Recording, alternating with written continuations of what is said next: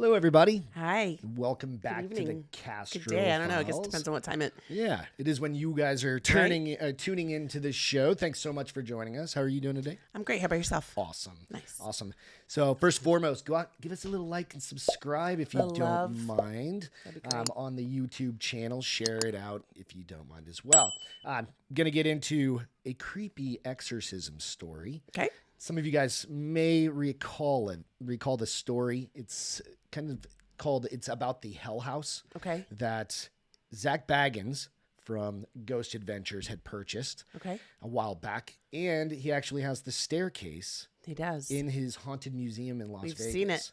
Yeah, it's creepy. We went Even just it being there by itself, it's still creepy. Still gives you weird vibes. Yeah, that whole place is I was going to say the whole museum gives you weird vibes. If you've Yeah. never gone and you have a chance, it's really cool. You should go check it out. Yeah, so this story will be about the family Okay. that is impacted by the demon possessions. Real quick, before I forget, go out, check us. All the photos are available out on Instagram under the Castro Files. You can find them all out there. And if you're into the audio versions or just listening to podcasts, check us out on iTunes, Spotify, everywhere you can pretty much find a podcast.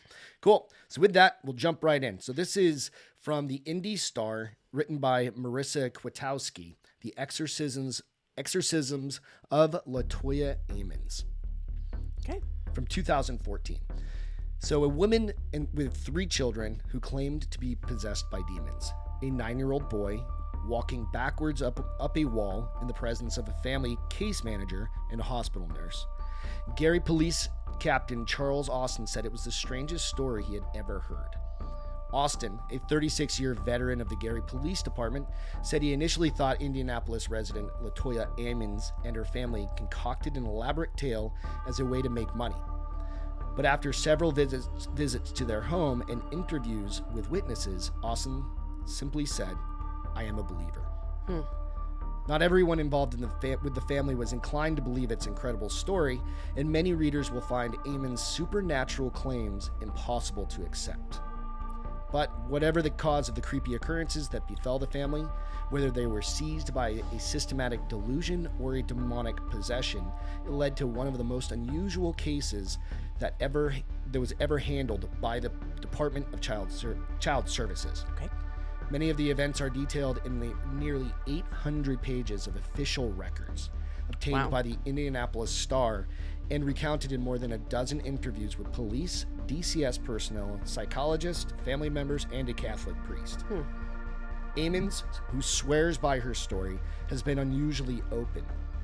While she spoke on condition that her children not be interviewed or named, she signed releases letting the Star review medical, psychological, and official records that are not open to the public, and not always flattering. Furthermore, the family's story is made only more bizarre because it involves DCS direct intervention, a string of psychological evaluations, a police investigation, and ultimately a series of exorcisms. Yeah. It's a tale, they say, that started with flies. This is not normal. In November of 2011, Ammons' family moved into a rental house on Carolina Street in Gary, a quiet lane lined with small one-story homes. Black flies suddenly swarmed their screened-in porch in December, despite the winter chill. This is not normal, Ammons' mother, Rosa Campbell, remembers thinking. We killed them and killed them and killed them, but they kept coming back. There were other strange happenings too. After midnight, Campbell and Ammons both said they occasionally heard a steady clump of footsteps climbing the basement stairs and the creak of the door opening between the basement and the kitchen. Yikes. No one was there. Even after they locked the door, the noise continued. Campbell said she awoke one night and saw a shadowy figure of a man pacing her living room. She leapt out of bed to investigate and found a large, wet boot prints. On March 10th, 2012, Campbell said the family's unease turned to fear. Yeah. This is where it gets a bit creepy too. 12-year-old levitates. It was about 2 a.m. Normally, Campbell, Ammons, and her children would have been asleep, but they were mourning the death of a loved one with a group of friends. Ammons, who was in Campbell's bedroom, startled everyone by screaming, "Mama, Mama!" Campbell said she ran into her bedroom where her then 12-year-old granddaughter and friend were staying. Ammons and Campbell said that the 12-year-old was levitating above the bed. Oh my gosh. Unconscious. Oh. So just imagine a little kid. Yeah. Yeah. Kids are creepy anyway, but add levitation.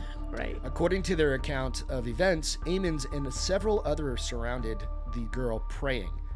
I don't know if I'd be praying or if I don't know what I would do. Campbell yanking her down. Yeah. And she remember being terrified. I thought, what's going on? Campbell said. Why is this happening? Eventually, Campbell said her granddaughter descended onto the bed. The girl woke up with no memory of what happened. Campbell and Ammons said that the people who were visiting that night refused to return. Yeah, you think? This is where they start thinking they're possessed by demons. Campbell says she remembers telling her daughter, we need help. We need to talk to someone who knows how to deal with this. Campbell and Ammons said that they didn't know exactly what it, quote unquote, was, but they believed it was something supernatural. They called local churches, but most refused to listen. Eventually, after listening to Campbell and Ammons talk about the house and visiting it, officials at one church told them that the Carolina Street house had spirits in it. They recommend the family clean the home with bleach and ammonia, then use oil to draw crosses on every door and window. At the church's suggestion, Ammons said she poured olive oil on her 3 children's hands and feet, then smeared oil in the shape of crosses on their foreheads. Campbell and Ammons also told the Star that they reached out to 2 clairvoyants. This I don't know if I would do. Who said the family's home was besieged by more than 200 demons. Oh, Lord. Their explanation made sense to Campbell and Ammons, they say, because it meshed with their Christian faith. The best thing you can do is move, Ammons remembers the clairvoyants telling her, but moving wasn't an option for the Castro family. Instead, she said they took the clairvoyant's advice and made an altar in the basement. They covered an end table with a white sheet, then placed a white candle and a statue of Mary, Joseph, and Jesus on it. She opened a Bible to Psalm 91. She said she and another person donned white t-shirts and wound scarves around their heads. Also on a clairvoyant's advice, they burned sage and sulfur throughout the house, starting upstairs and working their way down. The smoke was so thick that they could hardly breathe. Yeah. Wow. Ammons drew a cross with smoke. The person she said she was with read Psalm 91 aloud as they moved through the house. You will fear not the terror of night, nor the arrow that flies by day, nor the pestilence that stalks in the darkness, nor the plague that destroys at midday. She said nothing odd happened for 3 days. Then things got worse.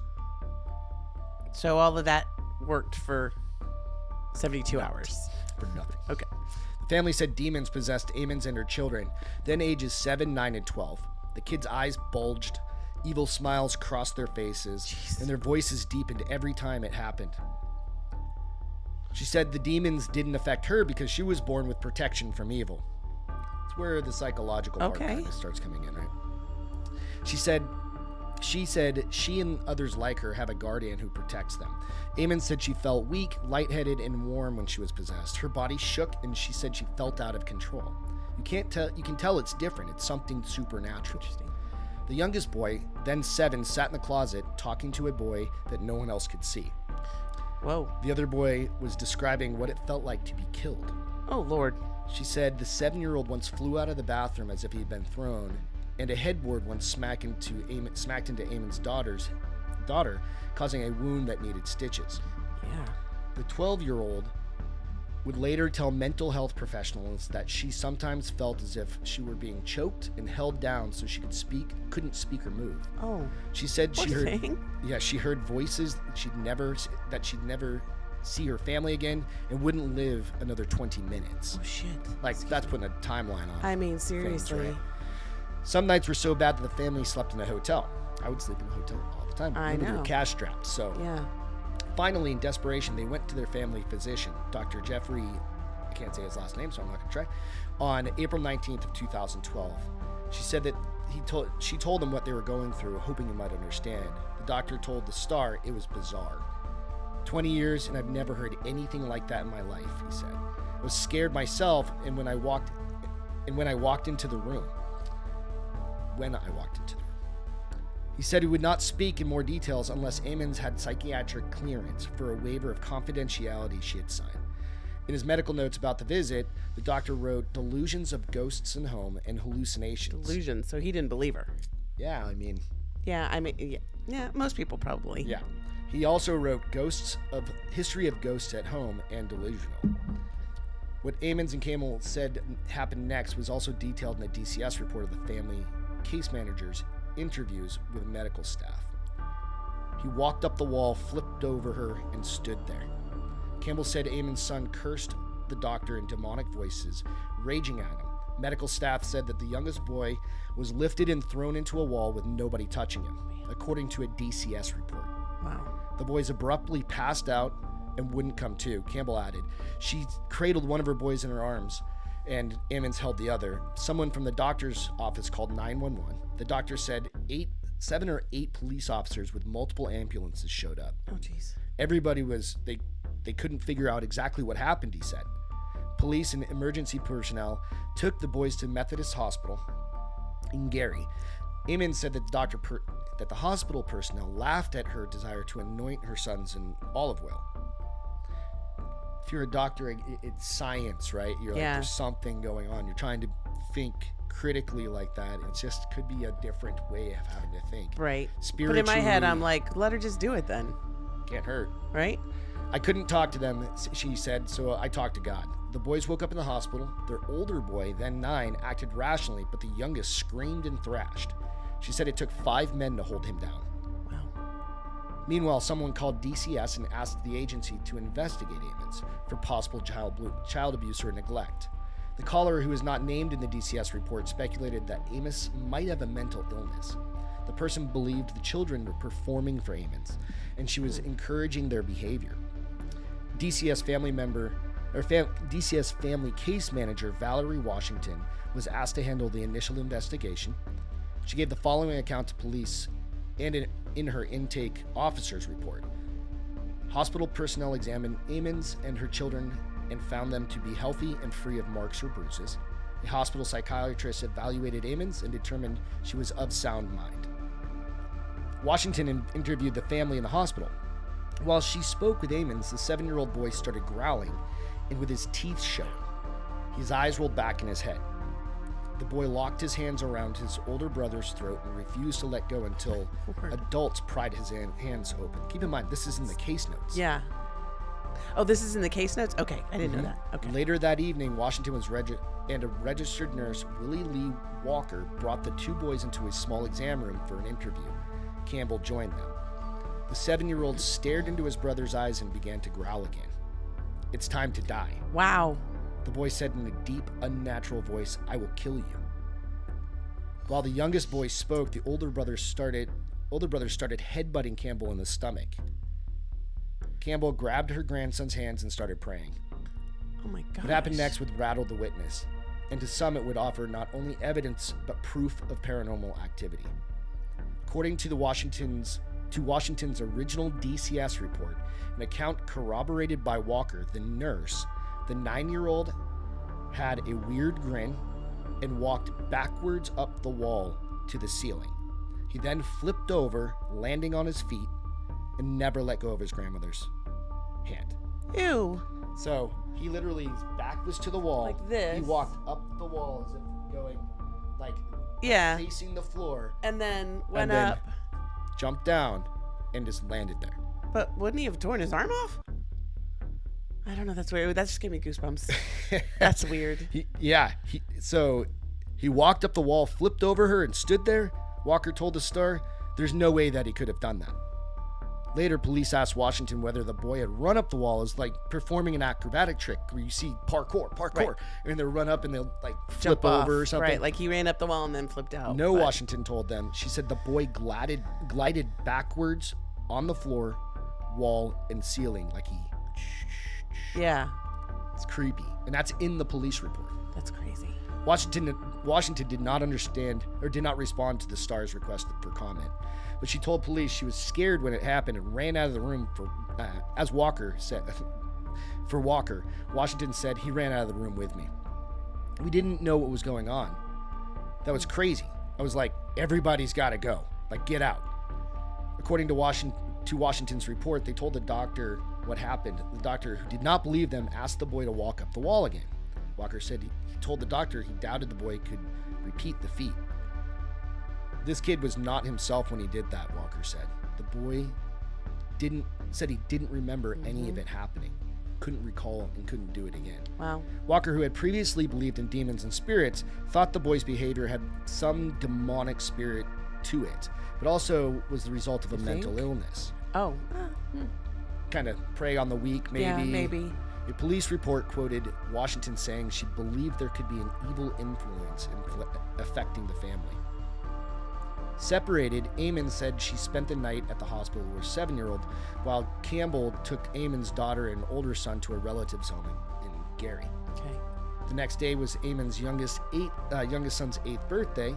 Ammons said DCS officials asked Campbell to bring the older children back to the hospital, presumably to talk about what happened. Family celebrated the boy's birthday by singing and eating miniature cake. Then Ammons said Washington told them the children wouldn't be going home. DCS took the emergency step of taking custody of children without a court order. All of the children were experiencing spiritual and emotional distress. Ammons told the Star she and her children cried because they didn't want to be separated, of course. Yeah. We already have been through so much and fought so hard up for our lives, she recalled. It was obvious we were a team and we were beating it. Whatever we were fighting, we made it through together as a team, and they separated us. So there's a picture that's going to come up here, and it's of a house, and it's of the house, and it's a very famous picture if you're into this kind of paranormal stuff, and it's got somebody standing in the window, but there's nobody there. There's nobody home. Creepy. Yeah. So Reverend Michael Maginot, where'd I go? Was leading a Bible study in his living room the morning of April 20th, 2012, when he received a call from a hospital chaplain. Maginot had been a priest at St. Stephen Martyr Parish in Maryville for more than 10 years and had never received a request like this one. The chaplain asked him to perform an exorcism on Ammons' 9-year-old son. Maginot agreed to interview the family after Sunday Mass a few days later. The first step, Maginot said, was ruling out natural causes for what Ammons and her family were experiencing. He visited Ammons and Campbell in the Carolina Street home on April 22nd, 2012. For 2 hours, Ammons and Campbell detailed the phenomena for him. Then Campbell, having a hard time with that word all of a sudden, interrupted the interview to point out a flickering bathroom light. The flicker stopped each time Maginot walked over to investigate it, and he attributed to a demonic presence. Yeah, you think? Like, I don't know, faulty wiring, in one room, in one bathroom, things like but that. But just one room? Yeah, it could be. Yeah. One of those things. He said it must be scared of me. He later told the Star. That's what he thought. Right. The interview was interrupted again when Campbell pointed out the Venetian blinds in the kitchen swinging, even though there was no air current. Maginot said he also saw wet footprints throughout the living room. Remember the boot prints? Yep. Ammons complained about having a headache. Maginot said she convulsed when he placed a crucifix against her head. After a 4-hour interview, Maginot said he was convinced the family was being tormented by demons. He also believed there were ghosts in the home. Maginot blessed the house before leaving, praying, reading from the Bible, and sprinkling holy water in each room. He told them to leave the house because it wasn't safe, and they temporarily moved in with a relative. The Gary police captain starts to believe. But less than a week later, the two women were back on Carolina Street to let Washington, the DCS family case manager, check the condition of the home. Washington asked Lake County police officer to come with her as well. 2 other officers, one from Gary and one from Hammond Police Departments, asked to join them out of professional curiosity. Ammons refused to go inside, but Campbell agreed to accompany the group. Ammons' kids still were in DCS custody at the time. The main floor had 3 bedrooms, a living room, 1 bathroom, hardwood floors, and a small open-style kitchen. A door in a kitchen led to the basement with concrete floors. Directly under the stairs was a dirt floor. The concrete around it was jagged, like it had been broken through. I can picture it in my head. Me too. The makeshift altar Ammons had created was still in place, along with rings of salt she had poured against the basement walls to dissuade the demons, according to the Hammond Police Department report. Campbell told the officers that demons seemed to emanate from beneath the stairs. Austin, the Gary police captain, was one of those officers. He later told the Star he believed in ghosts and the supernatural, but said he didn't believe in demons. Austin said he changed his mind after visiting the Carolina Street House. During the interview with Campbell, one of the officer's audio recorders malfunctioned. According to Austin and Hammond police records, the power light flashed to indicate the batteries were dying, even though the officer had placed fresh batteries in the recorder earlier that day. Another officer recorded audio, and when he played it back, he heard unknown voices whisper, "Hey," according to the Lake County police records. Creepy. That's where it gets creepy, when it's in like formal documentation, right? And you, right? That officer also took photos of the house. In one of the photos of the basement stairs, there was a cloudy white image in the upper right-hand corner. When an officer enlarged the photo, that cloud appeared to resemble a face. Yikes. Lakewood County Police records state the enlargement also revealed a second green image that police say looked like a female. Austin said photos he snapped with his iPhone also seemed to have strange silhouettes in them. The radio in his police-issued Ford malfunctioned on the way home as well. Later, Austin said the garage of his Gary home refused to open, even though the power was on and everything. Austin said the driver's seat in his personal 2005 Infiniti had also started moving backwards and forwards on its own. He said he'd just had the car checked at the dealership, and the mechanic told him that the motor on the driver's seat was broken all of a sudden, which the mechanic said could have caused a distraction leading to an accident.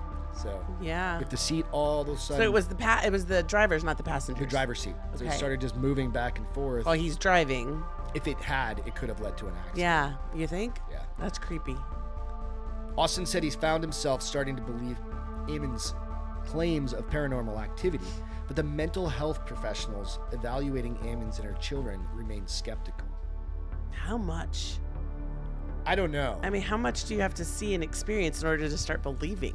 But yeah, I mean, it's one of those things that if there was a history or something like that, but there was no history of this ever having issues. Right? They were hardworking people. Yeah, and there was no history of anybody in the house having issues before that, though, too. Right. So we're gonna get on to the DCS plan. Okay. So in April 2012, DCS petitioned Lake Juvenile Court for temporary wardship of the 3 children, and were granted the request. DCS found Ammons neglected her children's education by not having them in school regularly. The agency made the same findings in 2009, as the records show. Ammons was told Washington there were many times she could not send the kids to school because the spirits would make them sick, or they would be up all night without sleep.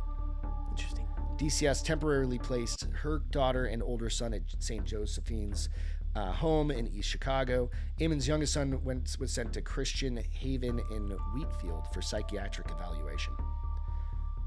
Clinical psychologist Stacy Wright, who evaluated Ammons' youngest son, said the boy tended to act possessed when he was challenged, redirected, or asked questions he didn't want to answer. In her evaluation, Wright wrote that he seemed coherent and logical except when he talked about demons. So, yeah. It was then that the 8-year-old's stories became bizarre, fragmented, and illogical, Wright said. His stories changed each time he told them. He also changed the subject, quizzing Wright on math problems and asking her about outer space. "Can you die if you go into outer space?" he asked. "How do you get to space? Do you have to wear a helmet and suit in space?" Interesting. Wright believed the 8-year-old did not suffer from a true psychotic disorder. This appears to be an unfortunate and sad case of a child who has been induced into a delusional system perpetuated by his mother and potentially reinforced by other relatives. Okay. That's pretty harsh. Yeah. But just hear me out. Okay. Clinical psychologist Joel Schwartz, who evaluated Ammons' daughter and older son, came to a similar conclusion. There also appears to be a need to assess the extent to which Ammons' daughter may have been unduly influenced by her mother's concerns that the family was exposed to paranormal experiences. Ammons' daughter told Schwartz that she saw shadowy figures in the Carolina street home. She also said she twice went into trances. Ammons' older son told Schwartz that doors would slam and stuff started moving around. Crazy. Ammons was also examined several times by psychologists who said she was guarded, but did not seem to be experiencing symptoms of psychosis or thought disorder. One psychologist recommended Ammons be assessed to determine whether her religiosity may be masking underlying delusional ideations or perpetual disturbances. Those are some big words, too. A lot of words. Yeah. So I think placing her religion and that causing, because her religion lines up with the belief in demonic presences. Like and she's, like that. she's talking about it so much, she's talking and focusing herself into it. Yes, right? and focusing so much on it. Yeah. Right. So they continue. The kids and Ammons continued to insist they were possessed by demons. DCS set goals for the family. One of them stipulated that the children did not discuss demons and being possessed and take responsibility for their actions. They also needed to participate in therapy to address the past behavior. They credited Ammons for having a close bond with her children, and the agency also said she needed to use alternative forms of discipline not directly related to religion and demon possession.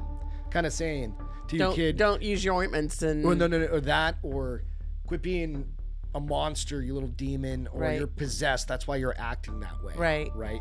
You know. So she'd rather them just tell her you're being a brat. Or something. Yeah. Start behaving. Yeah. Due to paranormal activity, she had to find a job and appropriate housing due to the paranormal activity at the house. So they wanted her to move. Yep. Okay. But there's paranormal activity at the house, but they don't think the kids are possessed. Right. They just believe in the paranormal activity portion of it. Yep. Okay. So, a demonic presence at the house. The group was a bit larger this time. Campbell, Ammons, Austin, and 2 other police officers from the initial visit went back to the Carolina Street home on the afternoon of May 10th. The police officers visited after work hours. They were joined by Maginot, 2 Lake County officers with a police dog, and a DCS family case manager, Samantha Illick. Illick, who was there in an official capacity, told the Star she volunteered to go into Washington's place because Washington didn't want to go back into the house. The county officer took his police dog around the home, but the dog didn't show any interest in any particular area, according to the police. Everyone else headed into the basement. Illick touched some of the strange liquid she saw dripping in the basement and said it felt slippery yet sticky between her fingers. Maginot told police he wanted to check the dirt under the stairs for a pentagram or personal objects that might have been cursed and buried there. He said the pentagram might indicate a demonic presence and a possible portal to hell. Interesting. That's in the police report as well. Or if someone had died in the house and was buried under the stairs, it could explain paranormal activity, Maginot said. One of the police officers dug a 4-foot by 3-foot hole beneath the stairs, unearthing a pink press-on fingernail, a white pair of panties, a political shirt pin, a lid for a small cooking pan, socks with the bottoms cut off the ankles, candy wrappers, and a heavy metal object that looked like a weight for a drapery cord. Police record states. Finding nothing else, those are such random objects. Weird things. Right? Finding nothing else, the officer replaced the dirt and raked it over. Maginot blessed some salt, and which he said is the barrier to evil, and spread it under the stairs. Illick said she was later standing in the living room when the rest of the group, when her left pinky finger started tingling and whiten. She complained it felt broken all of a sudden. Less than 10 minutes later, Illick said she felt like she was having a panic attack and couldn't breathe, so she walked outside to wait for the group. When the priest started questioning Ammons inside the house, she complained of a headache and shoulder pain, according to police records. Austin said he left the house at nightfall.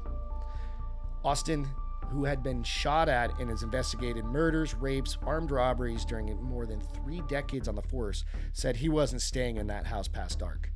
I don't blame him. Right. The other officers continued to walk through the home. On the main floor, they noticed an oil-like substance dripping from the Venetian blinds in the bedroom. To make matters worse, they couldn't figure out what it was. And to make sure Campbell or Ammons hadn't poured oil on all the blinds, 2 of the officers used paper towels to clean it off. and then sealed the room for 25 minutes and stood nearby so nobody could walk in. When they went back in, the oil had come back. Yeah. It had reappeared. Wow. Huh. Maginot, that's in the police records as well. That's crazy. Maginot told police the liquid was a manifestation of a paranormal or demonic presence. He wrote a report detailing his findings and asked Bishop Dale Melchek permission to perform an exorcism on Ammons. Maginot and Melchek had never authorized an exorcism in 21 years as a bishop in the Diocese of Gary. Debbie Bosek, director of communications for the diocese, said she cannot comment on whether Melchek has ever approved an exorcism for confidentiality reasons. In general, she said, such an action would require a bishop's approval.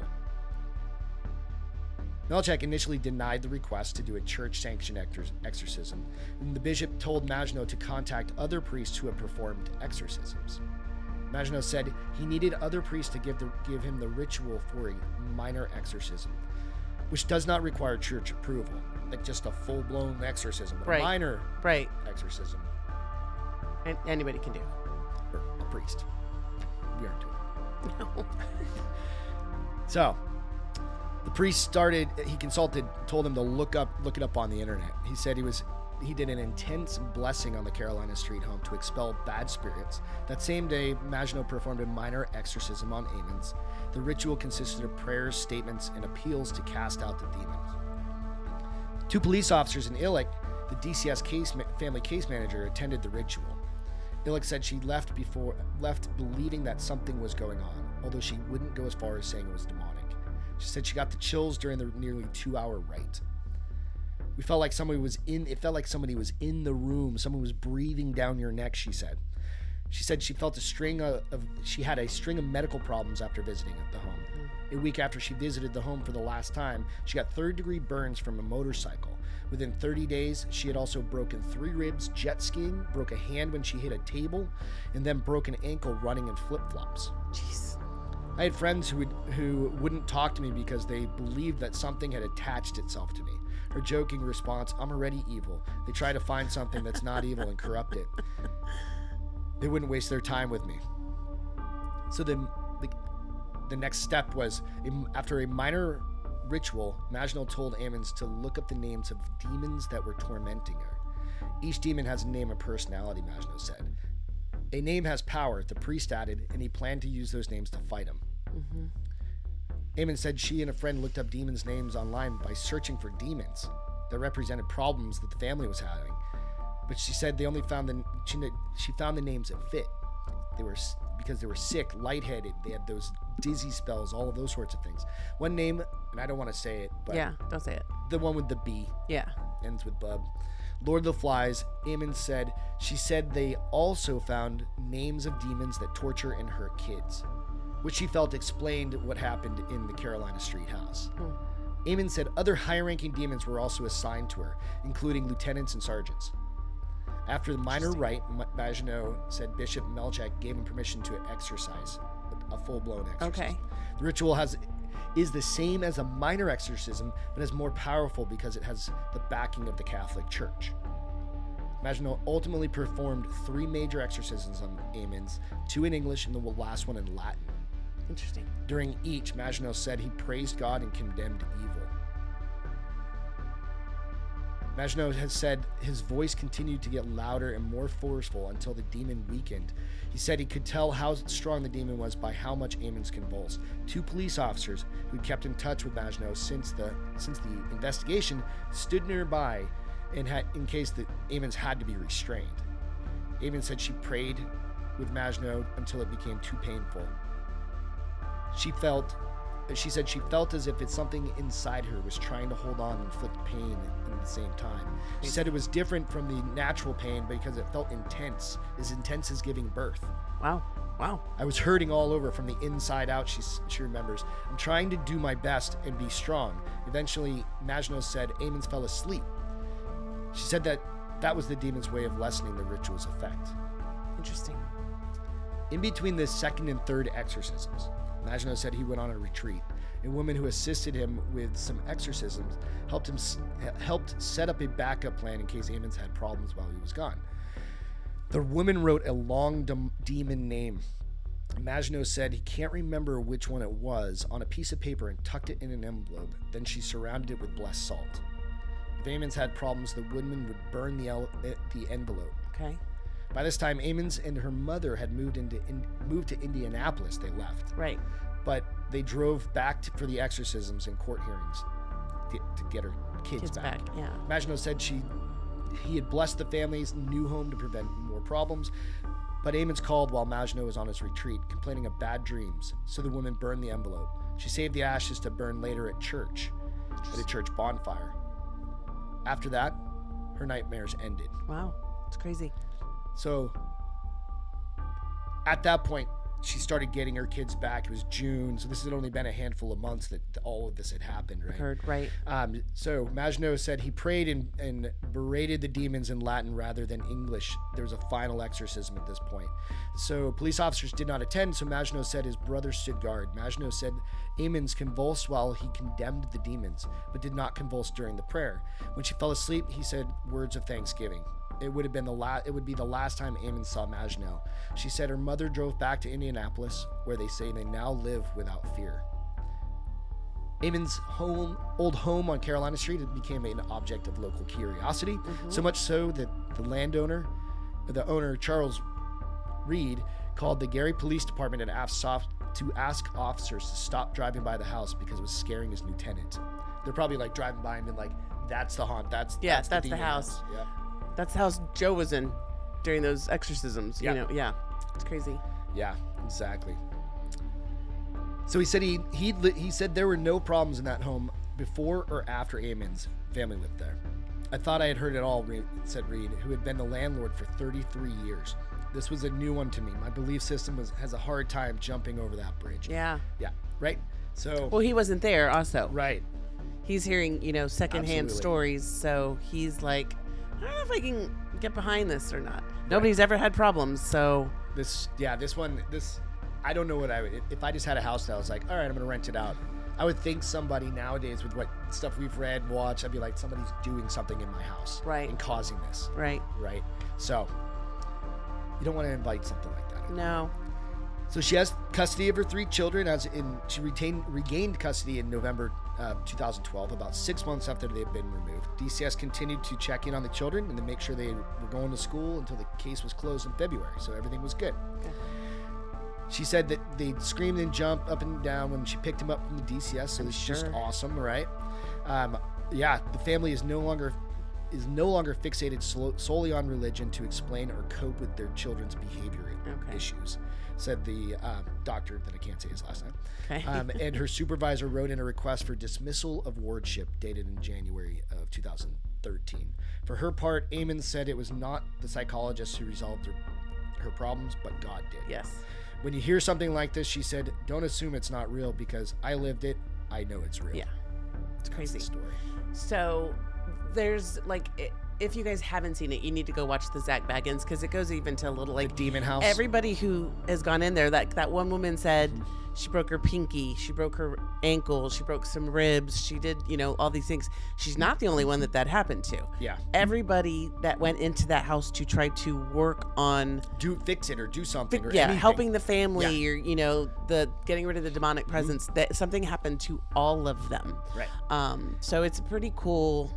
It's a great. It's also he eventually ended up knocking down the house. So remember, he stayed there and he blocked the door. That's what I'm saying. You need to go. Go check it out if you haven't watched it. It's long. It's like 2 hours. But it's definitely worth it. And it goes demoed, and I'll have a photo of. And they have some of the people on there. She would not. The cop was in there. The cop was in there, but she would not go back on camera. Right. She didn't want to bring anything with that back into her life, so she was like, "Nope, not participating." Yeah. Her brother talked to them. That's what it was. Yeah. Yeah, I remember they traveled to try and interview. Yeah. So that good story, babe. That's gone in a little bit more in depth from it from just the family perspective. Right. So that's a great perspective. Thank you for sharing that. Sure. So that's the Exorcisms of Latoya Ammons. That was really good. Yeah. So thank you guys so much. I know that was a long one, but I think it's well worth the story. So I appreciate it. Thank you, honey, of course. Thanks for entertaining me out on that one. Absolutely. And that's it for this show. Go out and like and subscribe again. Sharing is caring. It. So of course, her new thing, sharing is caring. We get her stickers made for that. So, thanks so much. Cheers. Bye, Have guys. a great night.